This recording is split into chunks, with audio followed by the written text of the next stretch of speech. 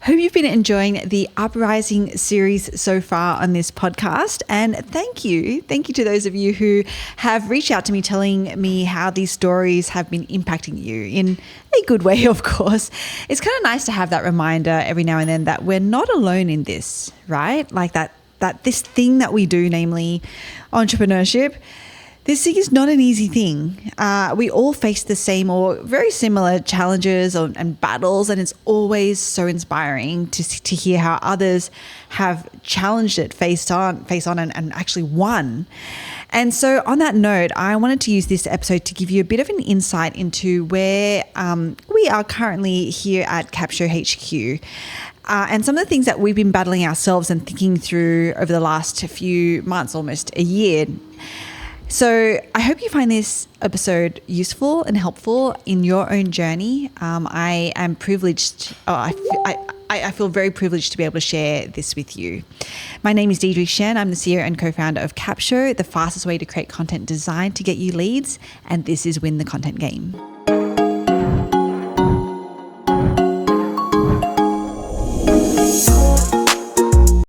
Welcome, Bona. Welcome back to Win the Content Game. I feel like you are our most decorated guest. Oh, God. On this podcast. Well, I disagree. I would say the most frequent, maybe, but decorated, not so much. Not in any sense of the word. Well, I mean, it's a high bar to get onto this podcast. It is, and the fact that you are the most frequent means that I just crash, really. Because, you're like, and you have no choice. Pretty much. I leave you no choice, do I? It's invite only, except for me, who are just crashing. Yeah.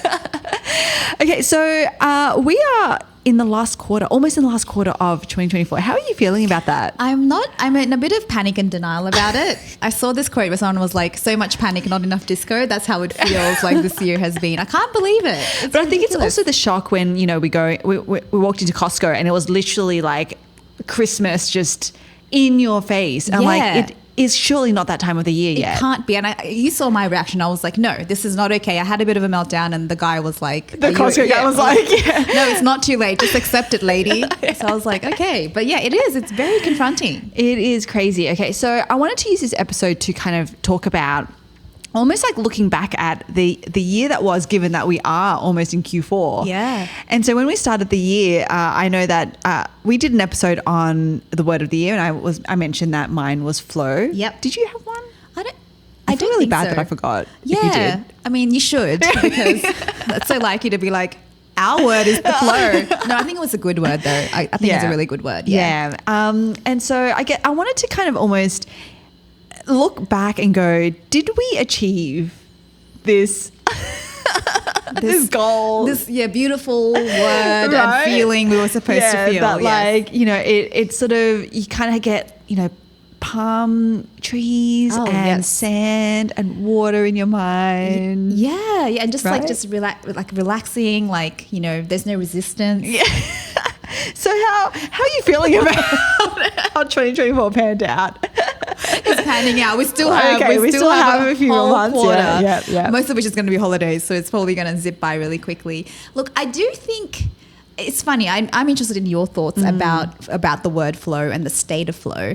For me personally, it's kind of similar to happiness, where I don't think it's a destination that you reach and you finally unlock and you stay there. Yeah. I think you get, a lot of it is about working towards that, having that as the goal. Very true. And doing very seemingly at the time opposite things to it. Like I was talking about resistance. I think there's a lot of resistance you have to work through to get to a state of flow. Yes. Similar with happiness, I think, you can achieve states of happiness during the day, during the year, during the month.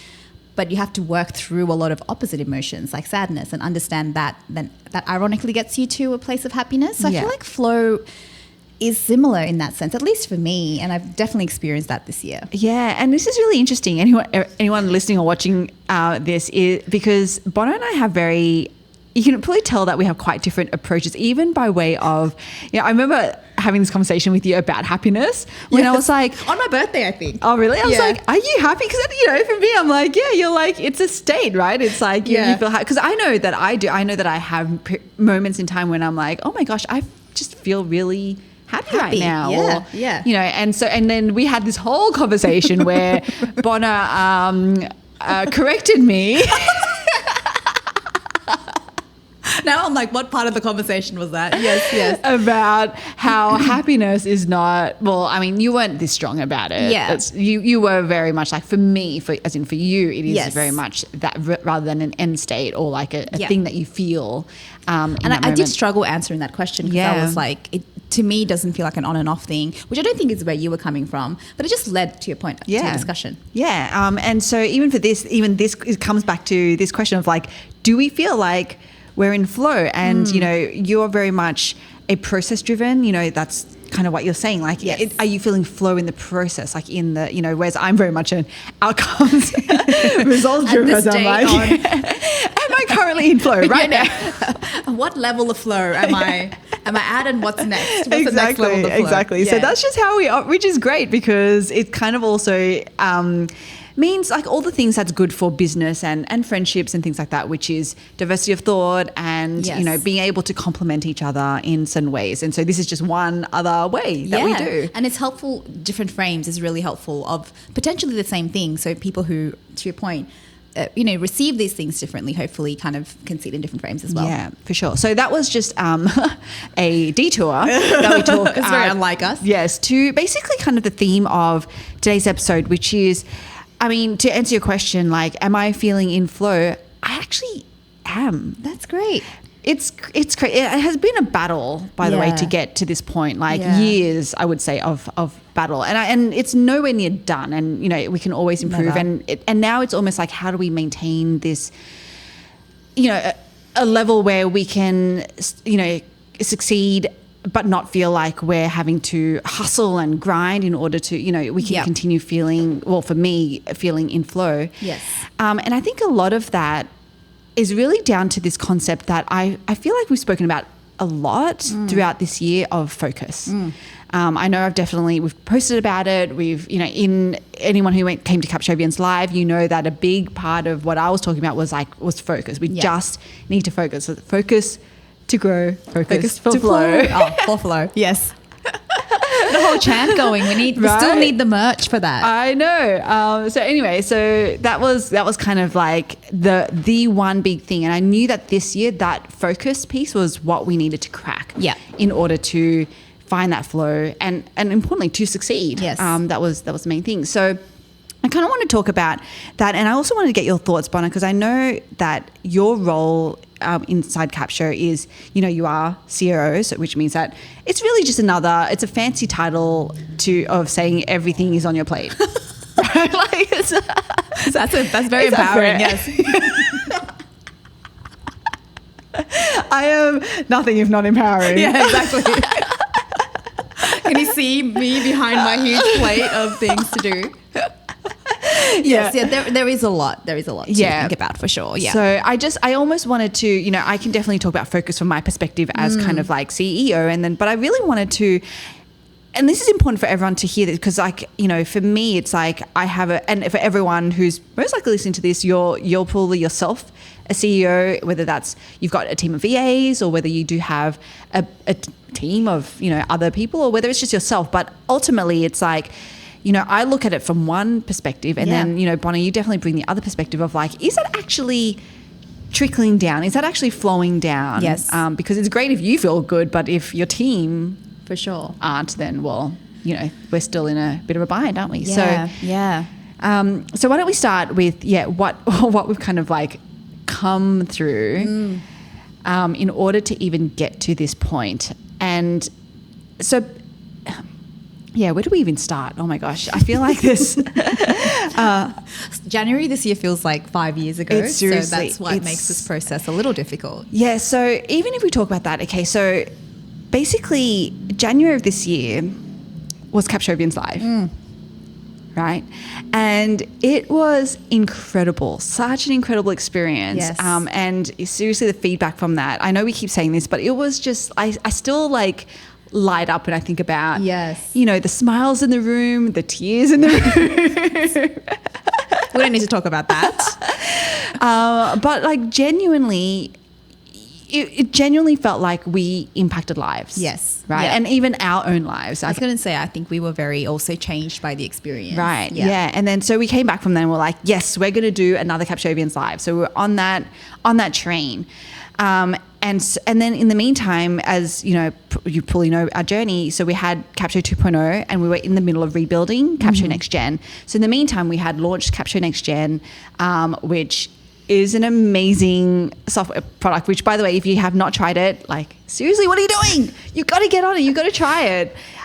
Because and if nothing else, then to just like, please give us feedback, even if nothing else, right? Even if you don't like it, tell us. Because we are constantly improving, and the rate at which things are dropping now is pretty phenomenal. I was going to say, it keeps getting better. Yeah. It keeps getting better. So that happened in the meantime, and we were I feel like we were caught in this bind of not focusing because, you know, very much our past and, you know, having come from the coaching space and the way that we've grown businesses in the past have very much been event driven, whether that was a challenge that we did, that was how we grew our first coaching business, was we did a monthly challenge. Yep. Whether that's doing masterclasses, workshops, trainings, I think everyone here knows that last year was pretty much it was like every week I had a guest expert on to do a masterclass to the community. Yeah, along with monthly challenges, multi-day challenges. Oh my gosh, it was crazy, right? So that was kind of like a little bit of our bread and butter. Yes. Like that's what we know.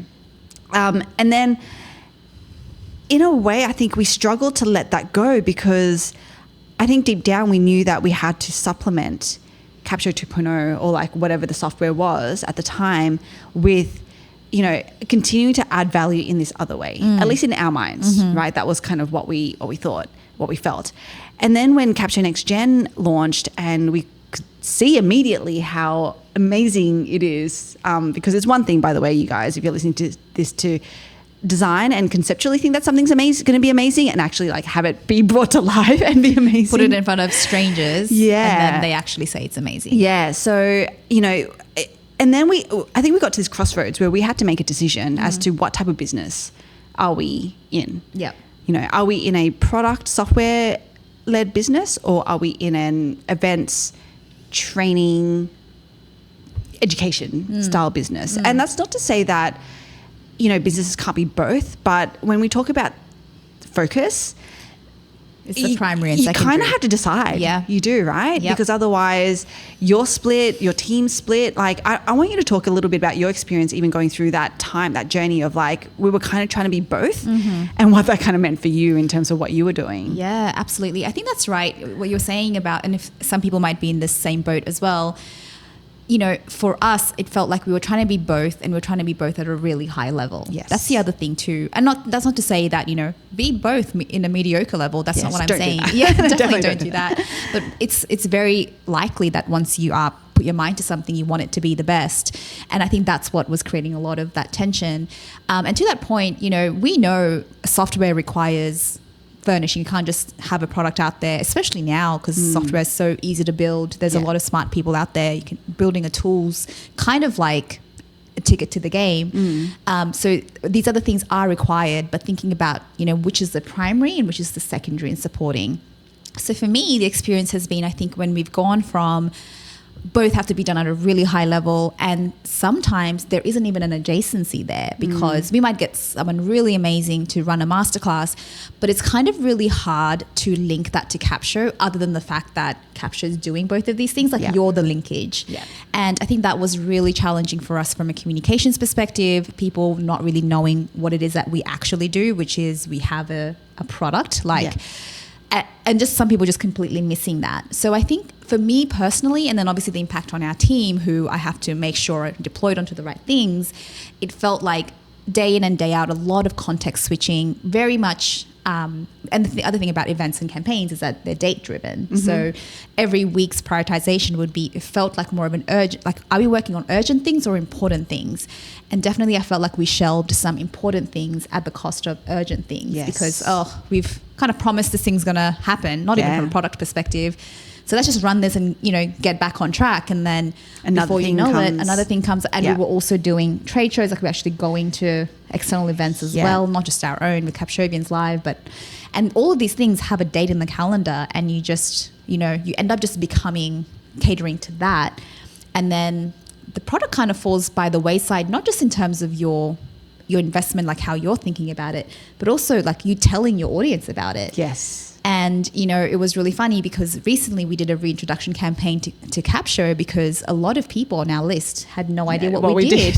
They were just, they'd say, I enjoy you guys. You do a lot of stuff. I like reading what you're doing. And it's like, gosh, we can't build a sustainable business on that. No. Like, we're just entertaining people at this point. I mean, we're not even great entertainers. No, definitely not. I would not put ourselves out there as, it's like, if that's what we're, basing this on, we're all in trouble. Yeah. But, we were like, wow, okay. So again, and the other big learning is like, you can set an intention around focus and flow. Yeah. But now really I think a lot of people forget about the time and work it takes to get there. Sometimes it feels like I'll say my word of the year and from tomorrow I'm going to be on flow or start focusing. No. It takes Q4. Exactly. I should have set the intention last year if you wanted it this year. But that's where the process comes in, which is what we were talking about. And the process is so horrible. Like no one tells you that either.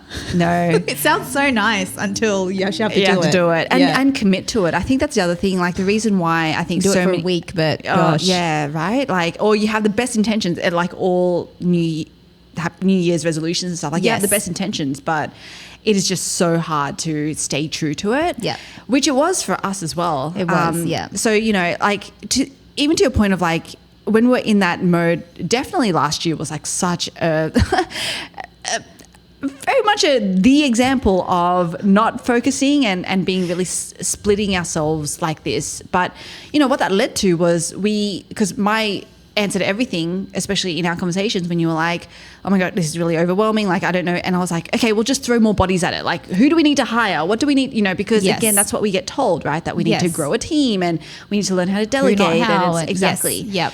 And so we tried that. And then that just almost, I feel like that led to a bit of a mental breakdown. I'm not going to lie. But a bit of full mental and emotional breakdown. Yes. But that was kind of what led to, like October 31 of pretty much like this time last year. Yes. We decided to cut our entire team. And that was, I feel like that was the beginning really of the journey for us of focus. Because that meant that we had to because I was like, we are not giving ourselves any other options. It's just going to be us for now. Yep. And so we're going to be really, really hyper focused and we're going to nail down the right things to work on and what to focus on given the resources that we have right now, because this other way is not the solution. Yep. And it's funny because I think I mentioned to you even last week I was reading an article and it was about the founder and CEO of Airbnb, and there seems to be this trend even in Silicon Valley about how they're looking at founder/management styles, and everyone is going back to this model of, even as CEO, even if they have a big, obviously, Airbnb, you can imagine the number of people they have in their business, but the CEO themselves is like, I am not having anyone in the business focus on anything that I myself cannot get across. Yes. As in, if I don't have the bandwidth and time to be across all of the moving parts of the business, then it's not going to happen. Yeah, we're doing too much. Yeah, which is like a lot of pressure when you think about it to put on one person. But I mean, I guess with that role it makes sense then the pressure goes two ways, right? It does, yeah. Like you have the role and you have to take on the responsibility anyway. Yes. Which means that you're going to have to be accountable to all the things that happen in the business. So, and I think it's also like, I think it also helps you ask different questions though. Yeah. Because if I reflect on our journey together and you were talking about how, it is a lot of pressure being the CEO, like regardless, even if you don't care about titles, which I know you don't, there's still a psychological pressure you take on anyway. Yeah. And I think what's really difficult when you're trying to grow in the way that we were, trying to do everything, is that there's absolutely no way anyone can be across it. And you try to put the people and systems in place, but you're not really, because you would just keep adding more to the list. Yes. But now it's kind of like, okay, I was always accountable, ultimately, because something goes wrong, like I'm the person. But we're going to do it in a much more humane way now, where we're going to remove the things that were never working, and we're going to be really humane to each other and say, okay, well, as the integrator, which is me, or the COO, whatever you want to call it, you know, this is what's going to be on your plate. Like, what does that actually look like? And taking those 10, 15 minutes to say, literally, this is how much time or bandwidth I have, because that those two don't always correlate directly.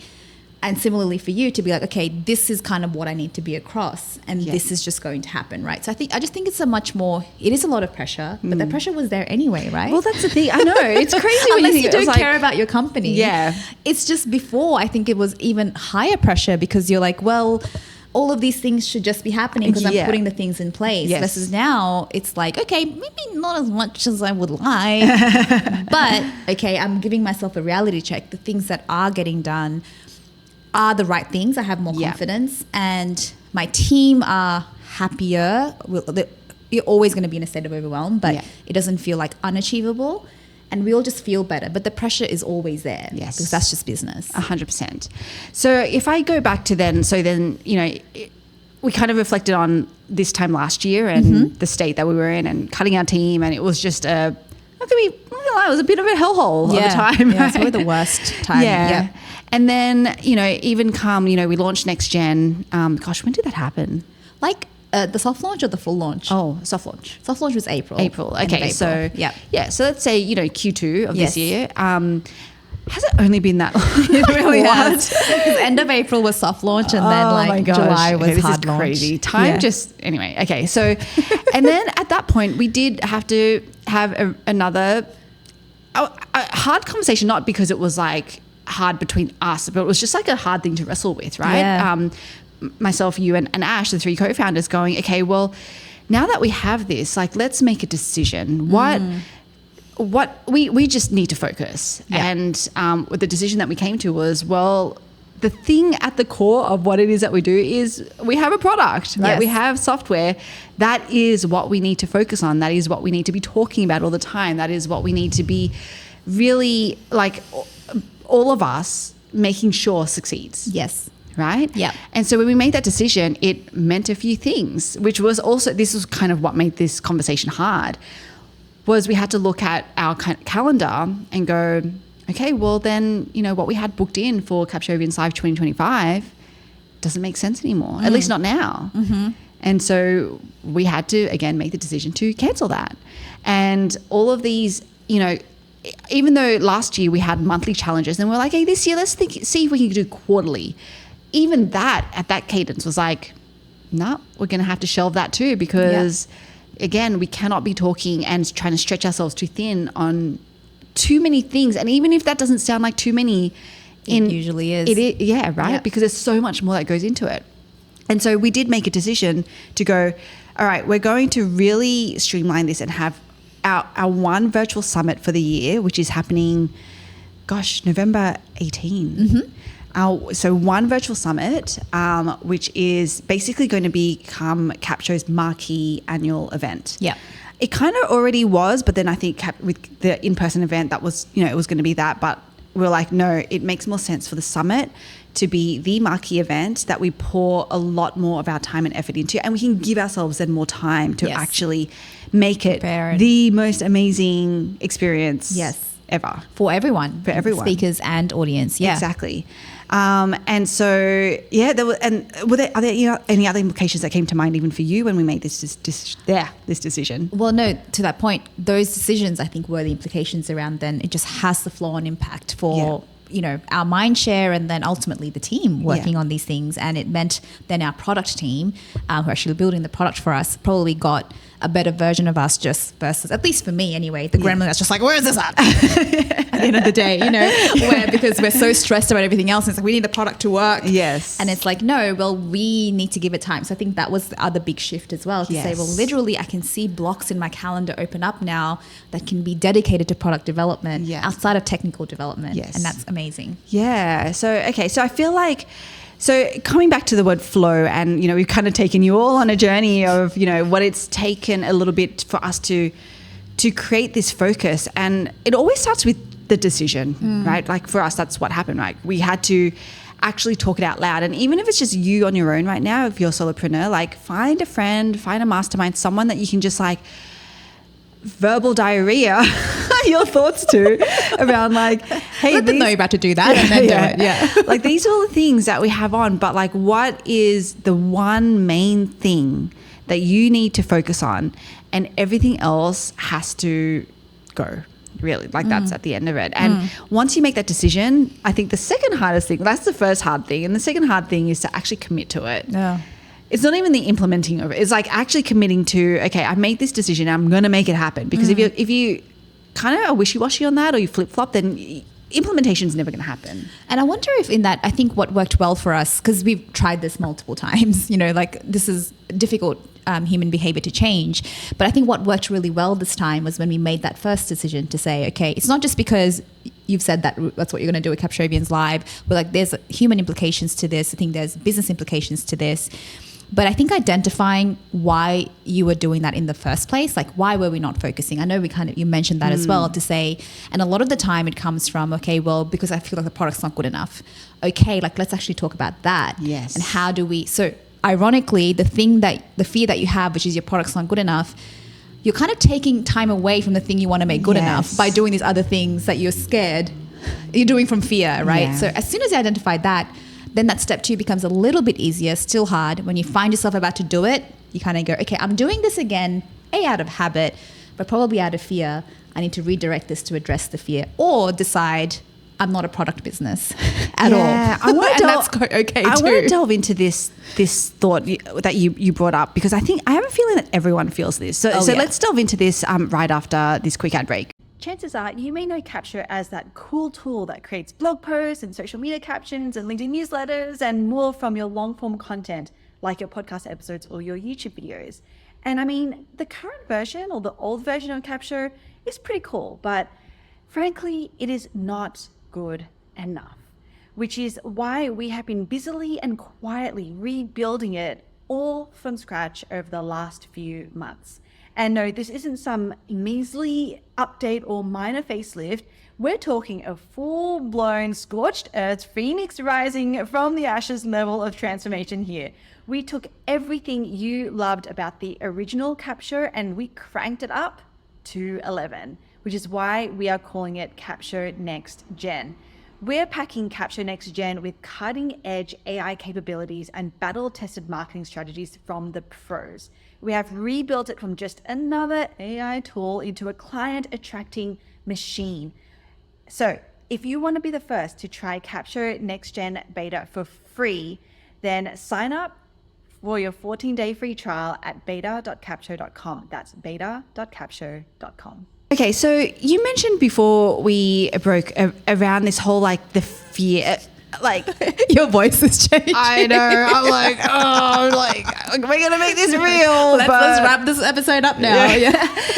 I have spoken to so many other entrepreneurs who, are super excited about. They're like, and I'm doing this. I'm going to do that, and I'm going to do this, and I always come back to, oh no, like, but they're so excited about it. And I think the thing is, what I've realized, and pretty much is what you articulated, is at the root of, and I used to be proud of it, right? Like I used to be like, oh yeah, it's like entrepreneurship ADHD and we can't help it, we're entrepreneurs. And, and sometimes it depends on maybe the level of success. Like if you're super successful already in your business, then yeah, that might make sense, because it's kind of like, that thing that made me successful, I'm tired of it, or it's, it is genuinely time for growth. Right? Yeah. Then totally, that makes sense to then think about the next thing. But if you're still in this building phase, and a lot of the entrepreneurs I speak to are still in this phase where they haven't actually been able to, in their minds, like truly succeed, whether that's from a financial perspective, mainly from a financial perspective, right? Yeah.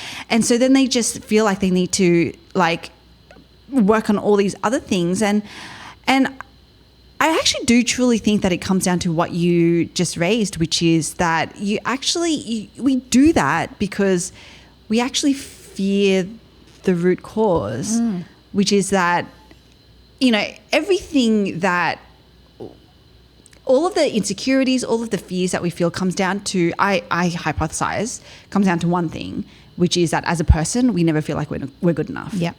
right? Yep. And so if you extrapolate that to then your business, when we have this, whether we call it Entrepreneurship ADHD or all of these other projects and all these other things that we want to work on, like now having come through this journey, having gone through this journey and coming out, still going through it. I'm never going to say I'm at the other end because it's a constant thing. Oh yeah. I can see that it really was that. It was just that I was trying to hide the fact that I didn't feel like and therefore the product as an extension of you, yeah, was good enough. Yeah. Which is actually really, so if anyone's listening to this, and maybe you might have some resistance, I would hazard a guess you'll listen to us say these words and you're like, no, that doesn't apply. Yeah. That's not me. Yes. I have really, really great multitasking skills and project management skills. Yeah. I'm really great in my calendar and my time management, and I can get all the things done, right? Who's this amazing person? Or you accept it only intellectually, not emotionally. That's the other thing too. Yeah. I would challenge everyone or invite everyone to really think about the why, like the root cause to why you might be distracted with these other things. What is it that you actually want to be working on, and what do you actually want to truly see succeed, right? Like that's like call that your main business or your core business. Yeah. And think about, are you trying to run away from a fear maybe? Are you trying to hide from something? Like what is it that I would hazard a guess that it will come down to that being the main reason why you're not focusing. Yes. And that is hard work. And I know that you've put a lot of effort into that, which is why I'm like, oh, that's what's different. Yeah. And that's what makes you serious about it this time, because in a way you're like, even though it sounds very self-indulgent, you're going into all of these depths with yourself, but in doing that, you're actually removing yourself, and all of us have to do this work as the blocker for your business. That's how I think about it. And, you went even further to say, okay, it's because I have this I'm doing all of these things because the product in my mind isn't good enough. And that's an irrational thought, because with everything, you have to build something to be better. But also I think another breakthrough that you had with all of, you talked about bringing a lot of expert guests on and doing all of this stuff and adding value to our community. But also there was this, you're trying to compensate for something by giving, and these very deservedly so, everyone you brought in was amazing, these platforms, and maybe not necessarily taking the same for yourself. Yes. And obviously we have a very serve first culture. So I'm not saying there's anything wrong with that. But I mean, I know even, Jenna, Larson, hi Jenna, if you're watching, mentioned this to say, hey, this is great, but it needs to be two-way. So I think there's just a lot there where you're I'm doing these things again from that feeling of not enoughness. And it doesn't have to do with confidence, I think. You're a very confident person. Yeah. We're all confident people. So leading a business requires confidence, but this is the deeper work that's really hard to do. But I do want to talk about specifics, because sometimes it can feel very what's this very, it feels very conceptual, but it's these are the practical sort of decisions that, you need to make. In my case, it had to be, okay, what's my role in keeping this, hamster wheel going has been, I say yes to a lot of things as well that it's a lot of my role is to say no, and I haven't always historically been good at that until I realized that all of my yeses were no's to other things that were growing our business. Yes. So then I have to be saying yes is actually no to the right things, so saying no to the wrong things. So it's just, each of us have that personal challenge. It's going to be, like we said, we started the episode saying we're very different people by how we view things. Yeah. So very different people by the weaknesses we have. Yes. And recognizing them is what this game is about. And it's tough. It's so tough. But it's really fulfilling. Why are we doing this? It's you question it to say, is this all worth it? Why can't I just have a simple life? But I think that's actually really important around making these changes for yourself, because it has such a flow-on impact to your team as well. Oh my gosh. Because we still do have team members, even though we, got rid of a lot of our team and downsized a lot, we still have some critical team members. And, their pathway and their fears and their, strengths and all of that is dependent on this. So I do also feel that responsibility, and we all should, as we're going through this journey. Yeah. So I guess hopefully you've got something out of this episode so far. We talked a lot about focus and kind of almost what it takes to truly focus. And what it takes is just for you to, I don't know, break down, to have a mental breakdown maybe? Is that the shortcut? Yeah. It's definitely part of the checklist, let's say. And you're like, I haven't had one yet. Does that mean I haven't? No, but genuinely through that it was, it's a messy process. But now let's talk about flow. And, are we feeling it? Are we not? Like, where are we in that journey? And for me, there's still some things that I love doing, but that's always going to happen, right? But by and large, it's like when I think about the life that we're building now, what we're able to do, spending time with my puppy and, and with my husband, Ash, and, doing things and having this life where we're not bound by a traditional working time constraints. So, we get to do something that really fulfills us. We get to serve people in a way that is awesome and, is making impact for them and their business.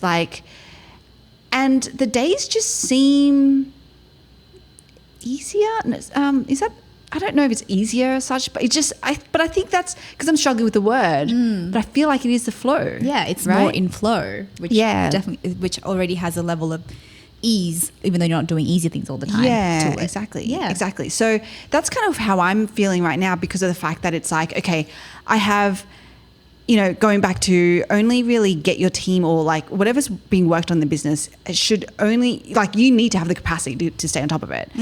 I fully feel like I have the capacity to stay on top of what's happening, even though there are multiple people working on the things, but I'm like, oh, okay, I know that these are the important big rocks. Yes. And I know where they're at and I have the time to actually go, oh, okay, and help guide or help, shape those things in a more meaningful way. You have the bandwidth to hopefully bring a fresh perspective to the person who's doing it as well. Yes, exactly. So I feel like that, so I'm feeling way better than that. Whereas before, I mean, I don't know, you can probably tell me better than I probably know, but I kind of felt like it was just constant, okay, well, this next thing. And we were just trying to pump things out and it was just, we were just in a hamster wheel, right?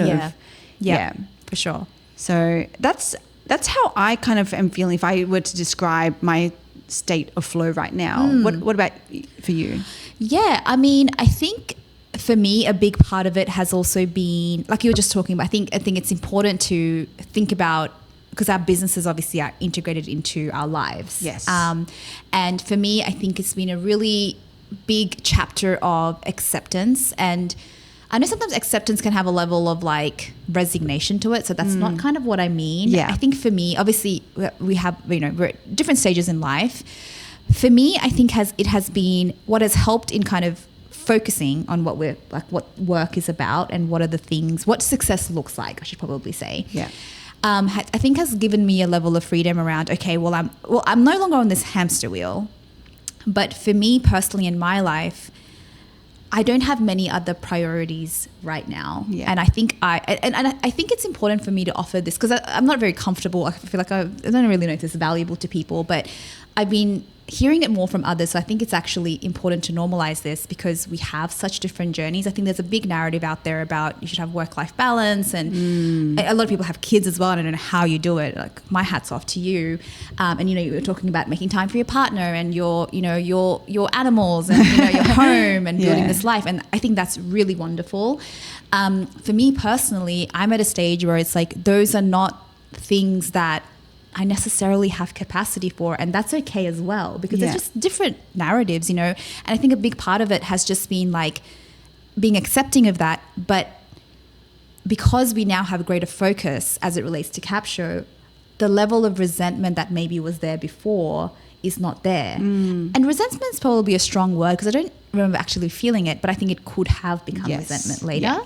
So I think the game that I would say, I'm not a spiritual person, but entrepreneurship is a spiritual game because it actually gets you to, yes, it's about doing the things in front of you and building the business that you want, but it actually gets you to tackle all of these things. So I find myself at a level of peace now a little bit more because I think I've really simplified things down. Yes. And I'm not thinking about this as like, okay, well, once I get this done with Capsho, then I can go and do these other things. It's just, it is what it is right now. Yeah. And what will be. But I feel really good about the present and working on the things that are in front of me and cultivating joy, happiness, all of those, and a spectrum of emotions. Yeah. And not being so obsessed about what this means for what it's going to do for the future. Yes.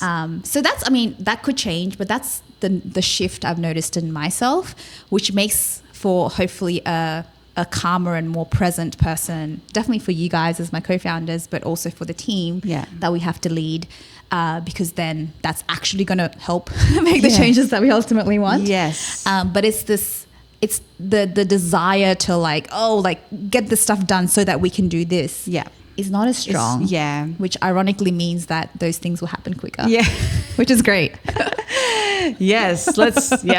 Cool. Okay. I'm not going to. Anyway, so you can see it's a constant battle is what we're saying. But I think that's right. Like what you're saying around, we all make choices, and I think we just have to acknowledge that sometimes the choices that we make aren't going to be the traditional. It's not like, because if I don't. If I'm going to be honest, like I don't quite understand because I'm not in your situation, or so I'm not going to make the same choices as you because I can't, as in that's not, and you're my a different life, person, right? So but it's beautiful to hear like that, even like almost hearing the different stages, types of people that we are, like how ways of thinking, that you can still find that similar, we'll call it flow state, regardless, and they just look different, and they probably do feel different, as well, exactly, So anyway, something more for us to chew on. Okay, so we're about to wrap up, but I just want to then go, okay, so what? Like now we've kind of gone through this period of really, the messy things, not to say it's over, but we are finding ourselves in a much more state of flow. That doesn't make sense. In a state of flow more, or much more flowy? Anyway. We're flowier right now.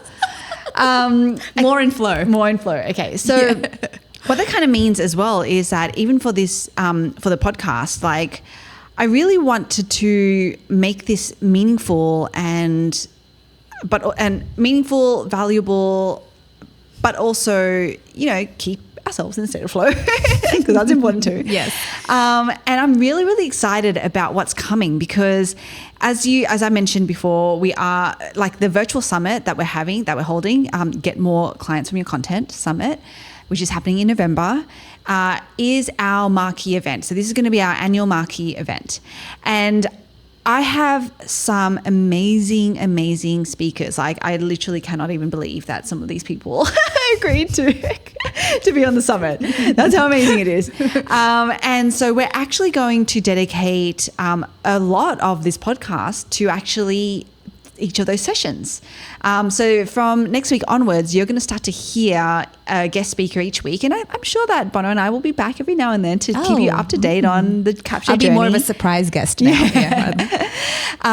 But you will hear from now on an expert guest speaking about one of three main things. So either it's going to be around how to create content that is designed to sell, i.e. convert, or it's going to be about how to grow your audience, or it's going to be about how to get that audience that you're growing to actually become a lead and client. And so because that is just the theme of like what it is that we do here at Capsho. We are so committed to helping you create those content marketing assets, which is when you think about top of funnel, right? So we all have to start with top of funnel, create that in such a way that it's really simple and strategic to get people through to the bottom of your funnel. That is what we're here to do and committed to helping you succeed in. So that's why we have these expert guests on, because they each bring an element of that to life and then can teach you about something. Now, I do not want this to be, you got to do all the things each disclaimer, week. big right? Disclaimer, okay, because we're talking about flow in this episode. A lot of these things, it's good just to hear what's happening, how people are thinking about things. But again, it comes to the decisions and the choices that we make, right? Like what is the thing that fits in really well with it might just be even a level, like a slight tweak here, and it'll just level up what it is that you're doing already in your business. Or maybe you have nothing, and then it's like, okay, well, we have to start from the basics, and we have to build to being able to implement, all of the things. But I do not want you to hear, or listen to all of these guest experts and start to get overwhelmed by all the things that you feel like you should implement, because we're not shoulding on ourselves anymore. Yep. We did an episode on that. We're not doing that anymore. But it's literally like right now, what is the 1 or 2 things that you need to implement? And a decision that you make when you listen to an episode may well be, that's really awesome, I'm not going to do it right now. And that's 100%. Really powerful too. Yeah, 100%. Okay, so just practice what Bona preaches, which is if you say yes to one thing, it means that you're saying no to something else, which is probably the right thing. So don't do that. But also implement some stuff so you succeed. Okay. And always say yes to Capsho. Yes. All right. Okay, cool. So as of this episode going live, we are probably going to open a wait list for the summit so that you can register and you can keep up to date for when we actually open registrations. So get in on that, because you do not want to miss all the amazingness that we have coming for the Get More Clients from Your Content Summit. It's exciting. So on that, I think that's it from us. Yeah. My name's Deirdre. I'm Bona. And as always, stay intelligently lazy.